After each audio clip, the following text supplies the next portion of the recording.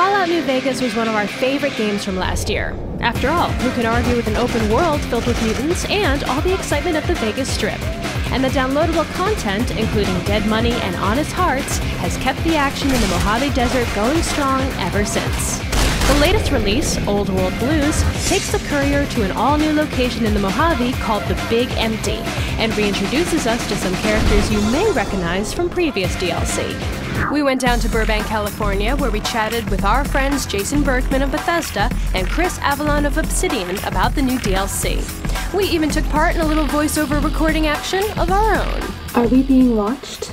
For those of you that haven't played Fallout New Vegas, you're the courier, tasked with delivering a mysterious package.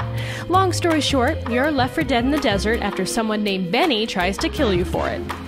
The game centers around you trying to find out the why, the who, and what the heck this package is anyway. The first two expansion packs continue the courier's travels, though you don't have to play them, or Old World Blues, in any specific order. Give me the storyline of the new DLC. Well, in DLC 3, Old World Blues, the player gets to go to a pre-war technological graveyard that's hidden in the Mojave Wasteland. And once they're there, they get to meet the caretakers of the facility that are running a great many experiments in the labs and on the player character. You wake up in the Big Empty, this area where pre-war, all these scientists got together to explore the limits of technology and push science as far as they could. Ultimately, what they did is they took their brains and they became what's known as think tanks. So there are these floating brains with 3 monitors, one for each eye and one for a mouth. And so you wake up and the first thing you're told by one of them is that they've taken your brain. And the plot of Old World Blues is the player trying to do what the think tanks need them to do so that they can get their brain back. Did you retrieve the technologies yet? We need them, as I have indicated. When you're searching through the Big Empty, do you get to keep any of the cool swag that you find, like brand new weapons or outfits, anything like that? You get to both build cool new weapons and anything that you actually find in the Big Empty you can take back to Mojave. As an example, you're given this sonic emitter pistol very early on in the DLC, but you could upgrade it and fix it over the course of the game and use it to disrupt force fields in the Big Empty and gain access to new labs, new locations, and get even more powerful items, so it's pretty cool. How would you describe the tone in this DLC? Dead Money was very, very dark. Honest Hearts, we were going for much more of a religious feel in some of the environments and the portrayal of the character struggles in that. Old World Blues brings much more of the dark humor back to Fallout. And this DLC, we sort of capitalized on that. And you're placed in a very deadly situation. You're surrounded by a number of scientific terrors, but at the same time it's counterbalanced by some of the humor that you actually encounter in the DLC. A toaster is just a death ray with a smaller power supply. You'll be meeting lots of new human and non-human characters along the way.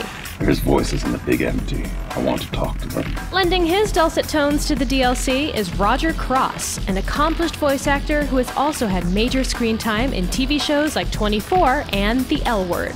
I'm portraying Ulysses, and he's been alluded to over the first few, and in 3 you'll get a taste of him. He's a fellow courier, but he's probably a little wiser and more experienced. This character has been referenced repeatedly in both the original game and in Dead Money, but this is the first time we actually meet this other courier, whose life is so seemingly entrenched with our own. After all, he was supposed to deliver the package in the first place.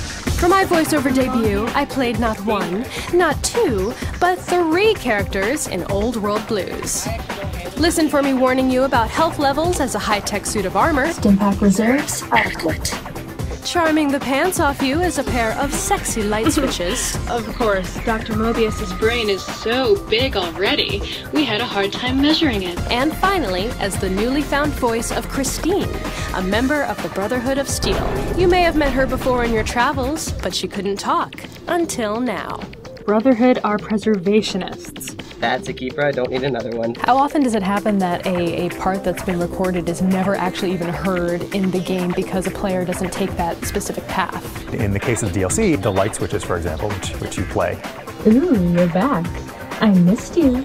That's actually an optional character. One of the first quests the player gets is they have to go and find the various personalities for each of these appliances in the sink, which is this area the player has access to and can upgrade. And if the player never finds those personalities, they never get to hear your voice. Come on, you know you want to turn on the light switch. That was a nice little cat nap.